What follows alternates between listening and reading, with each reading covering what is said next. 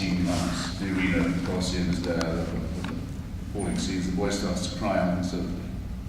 He just can't bear it. And they take him out to the lobby and they apply him with ice cream and they try and soothe him. He just can't stop weeping. He said, "What's the matter?" "I can't tell you." I said, "What's too awful?" Finally, they gave him a cylinder out and said, "What was so terrible?" He said, "There was a poor lion that hadn't got a Christian."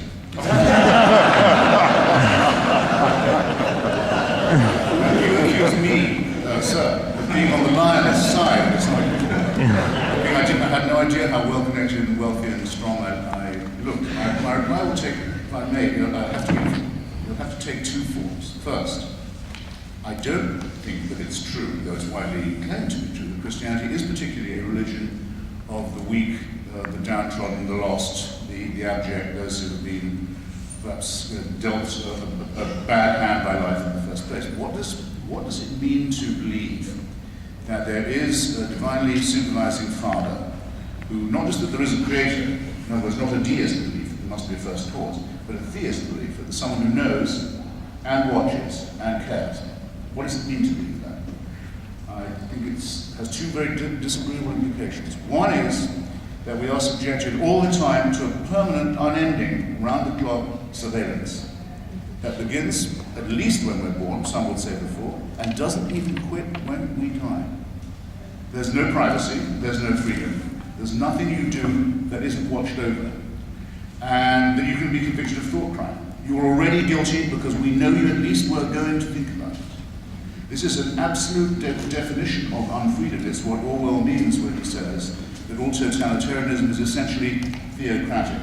Is this for the weak? No, it postulates a hideous strength, to borrow a C.S. Lewis term. A horrible, unchallengeable despotism that could never be voted out or overthrown or transcended. And a parody, a horrible parody of the idea of fatherhood. I have 3 children. They don't want me to die, but I'm damn sure I'm not going to see them die. They will be at my funeral. That's my job. This father says, "I'll never get out of the way. You'll be dead and I'll still be here. And I'll sit in judgment on you when you're dead as well. You'll never hear the end of me. You'll never see me back." This is a hideous, again, tyrannical parody. And it's not a weak person speaking. It's not the still, small voice of compassion. It's the utter arrogance of absolute power. All right, if I haven't made that clear this time, I won't be able to improve on that as my view as we go. That's what I believe. Now let's take a case of someone who's been dealt a bad hand. What about Fräulein Freisel in Austria, whose father, unwilling to get out of the way, kept her in a dungeon where she didn't see daylight for 24 years, and came down most nights to rape and sodomize her, often in front of the children who were the victims of the previous tax offences. And it's only purely by accident that Herr Freisel is now in custody. And it's a shame that he's 76, because his life in prison isn't going to feel enough like that to him. I want you to just take a moment, since we're so interested in the downtrodden and the helpless. Imagine how she must have begged him. Imagine how she must have pleaded. Imagine for how long. Imagine how she must have prayed every day, how she must have beseeched heaven. Imagine for 24 years and no answer to it. Nothing. Imagine how those children must have felt. Imagine what they felt when they saw one of their number, the dead twin, being borne away from neglect on top of everything else. Now, you say that's all right that she went through that, because she'll get a better deal in another life. I have to ask you if you could be morally or ethically serious and postulate such a question. No, that had to happen. And heaven did watch it with indifference, because it knows that that score will later on be settled. So it was well worth it going through it. She'll have a better time next time. I don't see anyone in the face, or live with yourself and say anything so hideously, wickedly immoral as that, or even implied. That's my answer. Well, I would say just for myself, and then I'll throw it over to the panel, that I have never heard a Christian say anything remotely similar to that. That is a caricature. And excuse me, you just said you'll get a better body having suffered with this one. I hate to put it like this, but it's your own phrasing. She's going to get what in exchange for 24 years of dungeonhood, rape, sodomy, and incest that, according to you, heaven watched, because that was part of heaven's plan too. How are you, one, I have to ask you this, how do you know that? What do you know that I don't that allows you to say that heaven does this? Second, how can you possibly say it's moral? She lives in a universe that I believe in which she has justice coming. If she's living in your universe, there's no justice ever. That's the issue. In John Lennon's song, imagine there's no heaven, no hell below us, above us, only sky. Above this poor unfortunate woman. In your world, only sky. In your world, a heaven that says this is okay. And a heaven that says, hold on, justice is coming. Every tear will be wiped dry. Every wrong will be put right. Everything will be straightened out. Trust me, it will be reconciled. It will be put right. So we're in a position. You would have told her that. So we're in a position. I'm a pastor, and I've had to deal with people who have been through some pretty hard provinces. And the question that has been raised is the perennial. People suffer. People do horrendous things to each other. But I'm living in a world where I can condemn it and say, hold on, patience, confidence, faith, it will be put right. You're saying it will never be put right, and that cuts the nerve of being able to say there's anything wrong with it now. And I must interject if I could. My question was, what hope and dignity do your philosophy offer to people who are suffering? What you're saying is not an answer to that question.